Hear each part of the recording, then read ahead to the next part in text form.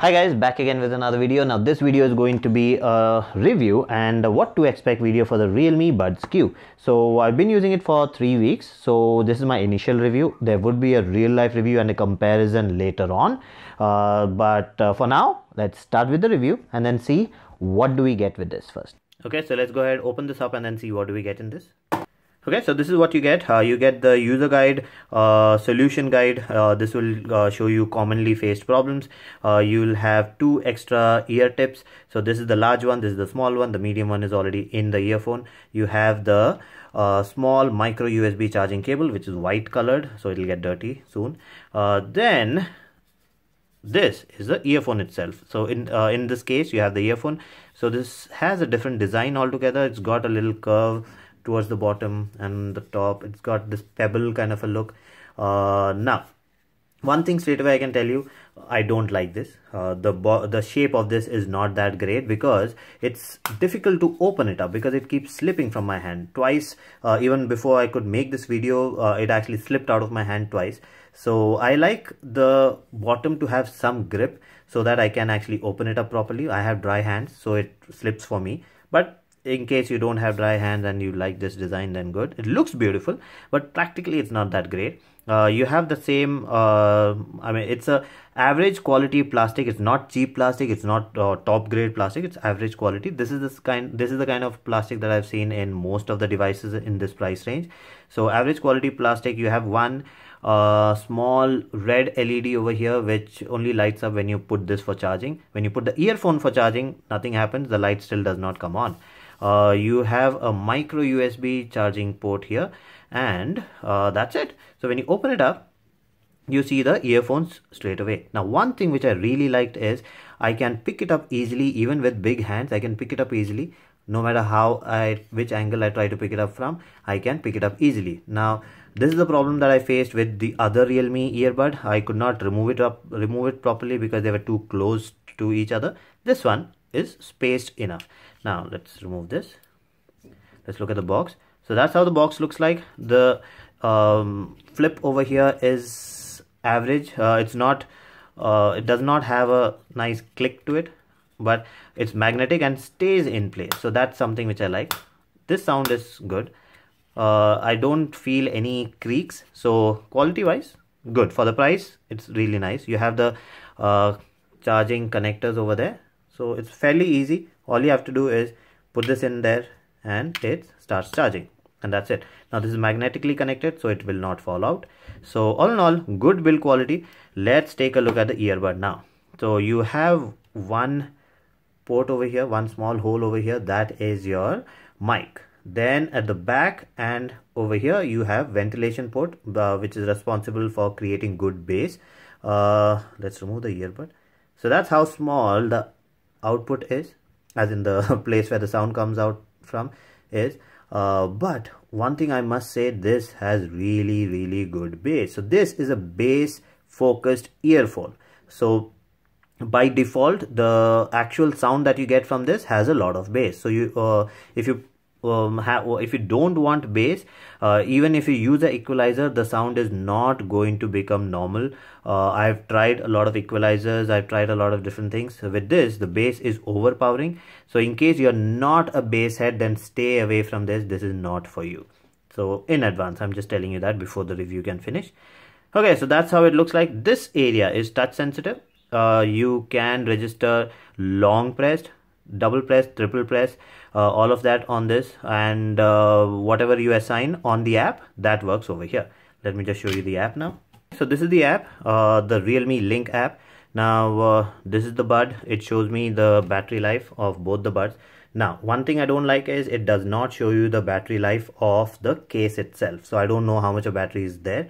But one good thing is you have double tap, triple tap and touch and hold. These 3 options for both of them. So you can set up different things for both the earphones. So the left and right can be individually controlled, and then you have left plus right action also. So in case you want that to be activated, you can do that. Now by default on both of them you have gaming mode on. So once you switch on gaming mode, that will work.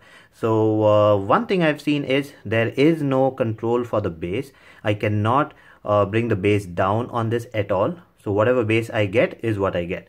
So that's it, no other options. But one thing is that most of these kind of earphones at this price range, you do not get these kind of options. You do not get customizing options for them. Now I really like this option on this. I like the option better on the Neo, this one, the Buds Neo. I will be showing you that later on. So this is an advanced earphone with a lot of bass. So in case you like bass, go for this. If you don't like bass, stay away. Then the Buds Air Neo is a better option. I will be talking about that in a later video. Okay, so you've seen the video. So let's start with what's good and what's not so good. Let's talk about that first. So what's good? So it's got 10 mm bass focus drivers. So this is good for people who like bass. It's good for the gym. You can actually use it in the gym. The noise isolation is really nice. The sound quality is really nice for the gym because you need a lot of bass pump, bass boost. It's got a lot of low end bass, so that's nice. It's actually quite tiny, so it fits into any kind of ear. So it doesn't matter whether you have small ears, big ears, whatever. Even if you have big ears, this rests at the bottom. It does not take the side or upper side or anything like that. It just rests at the bottom and it fits in quite well. So no matter what kind of ears you have, you'll not have a problem with this. This has low latency gaming mode. In case you are a gamer, you want to use this for gaming, for like PUBGs or CODs or any of those, it works very well. Now let's talk about what I did not like. Now one big complaint I have with this is the design itself. So this is actually made by some famous designer and stuff. I don't think they should be doing this again. Don't bring that designer. Just because it looks beautiful doesn't mean it's practical. So this is really hard to open. So they've made a curve like this and a curve like that, and there is no place to actually grab this. So I end up slipping. I mean, it ends up slipping from my hand. I end up dropping it. So a lot of times. So now it has a little bit of scuff mark, not because of anything else, not because of bags or something. I've actually dropped this so many times. So this is the first time any earphone has actually dropped from my hand this many times. So very bad design. It's not practical at all. The app, so this one has an app which can actually control your double tap, triple tap, long press and all that. You can actually assign things to it, but all that can only be done on an Android device. So the software does not work with iOS. Battery life, so the battery life on this is actually good, but I cannot make out how much of battery is there because when I open this, there is no light. So even the box does not light up, as in the case does not light up, and the earphone has no LEDs. So I do not know how much of power is there, whether it's charging. So when I put it in, I don't see a charging light come up. And if I connect a power cord, only then I have a red light over here. When it's completely charged, then the light changes. One more thing which I actually like about this, but a lot of people will not like, is that the bass on this is kind of overpowering.